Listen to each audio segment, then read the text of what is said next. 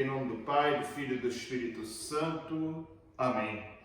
Nós pedimos, Senhor, a graça do vosso Santo Espírito sobre cada um de nós, que venha nos auxiliar cada vez mais para meditarmos a vossa palavra, compreender os mistérios da nossa salvação e assim cada vez mais nos auxiliar em nossa conversão. Por Cristo nosso Senhor. Amém. Meus irmãos e minhas irmãs, estamos aí hoje no sábado da 26ª semana do Tempo Comum. Estamos aí no dia 3 de outubro e vamos meditar o Evangelho de São Lucas, capítulo 10, versículos 17 a 24.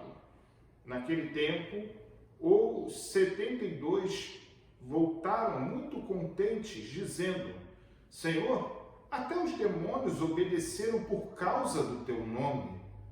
Jesus respondeu: Eu vi Satanás cair do céu como um relâmpago.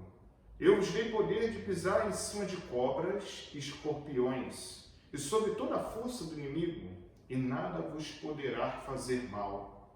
Contudo, não vos alegreis porque os espíritos vos obedecem. Antes ficai alegres porque vossos nomes estão escritos no céu.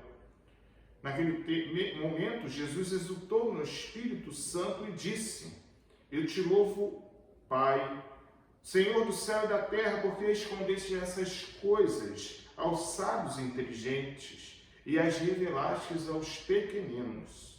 Sim, Pai, porque assim foi do teu agrado. Tudo me foi entregue pelo meu Pai. Ninguém conhece quem é o Filho a não ser o Pai. E ninguém conhece quem é o Pai a não ser o Filho e aquele a quem o Filho quiser revelar.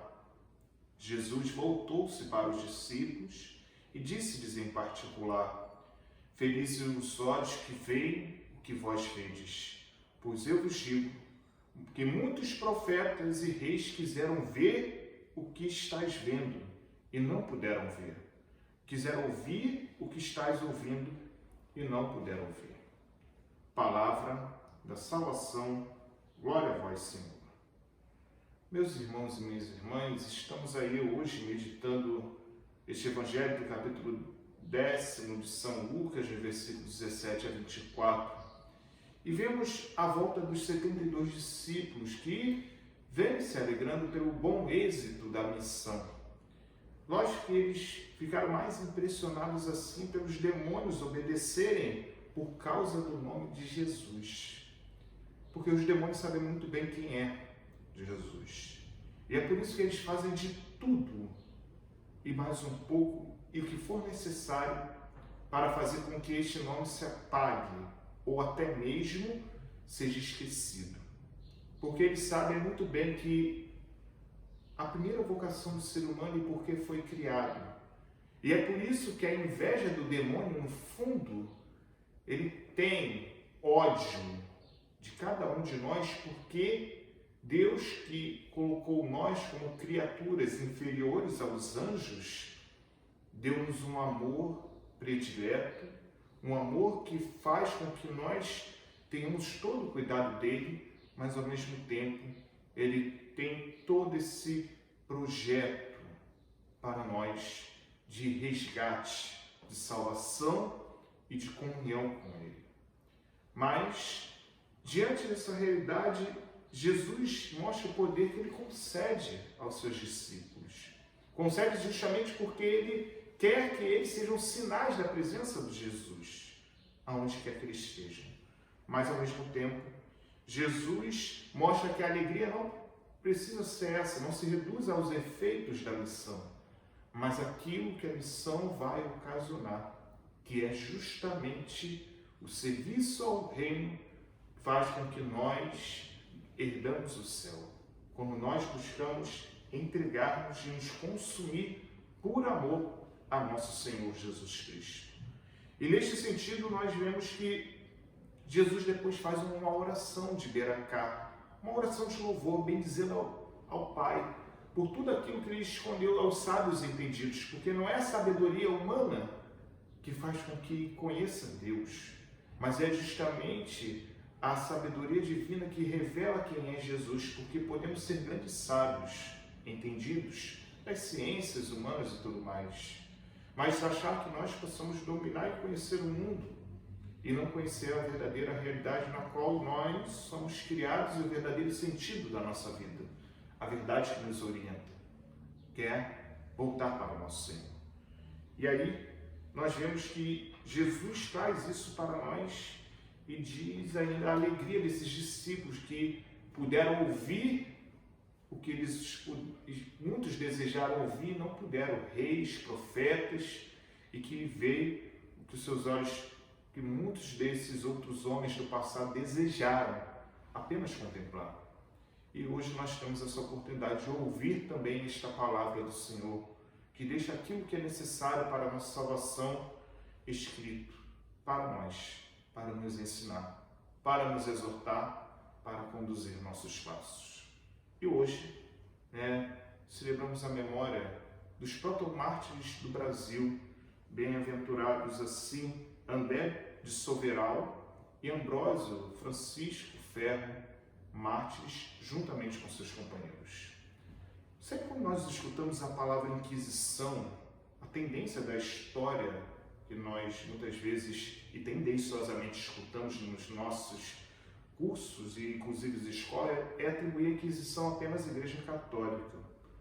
Mas registros mostram muito bem isso, que quando se fala de destruição de vilarejos e por aí vai, a Inquisição que é atribuída à Igreja Católica muitas vezes não é essa Inquisição católica, mas a Inquisição protestante que aconteceu.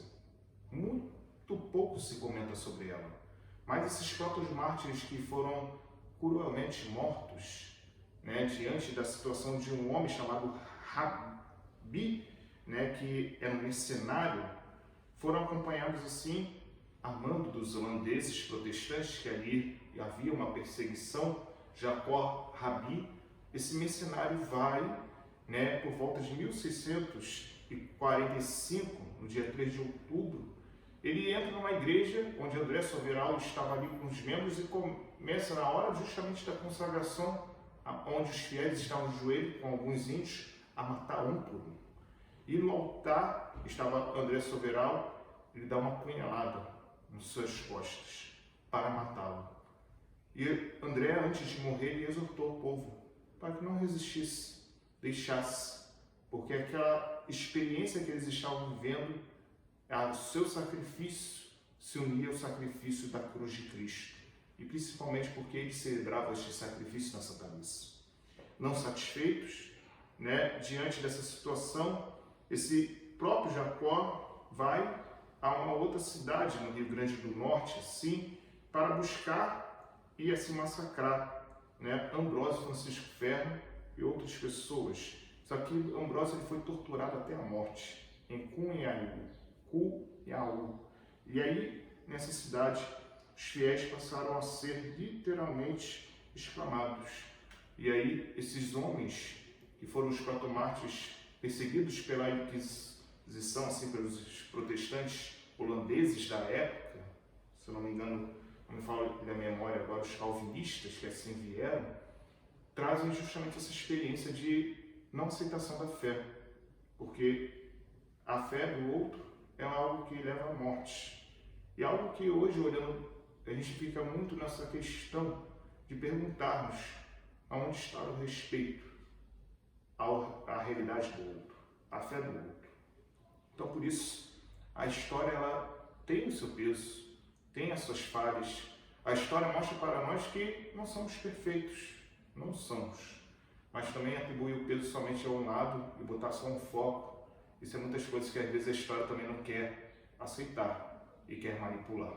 Por isso que a gente precisa sempre conhecer um pouco a história, da igreja, a história do mundo, mas buscar realmente pessoas que venham falar verdadeiramente a história, o que aconteceu.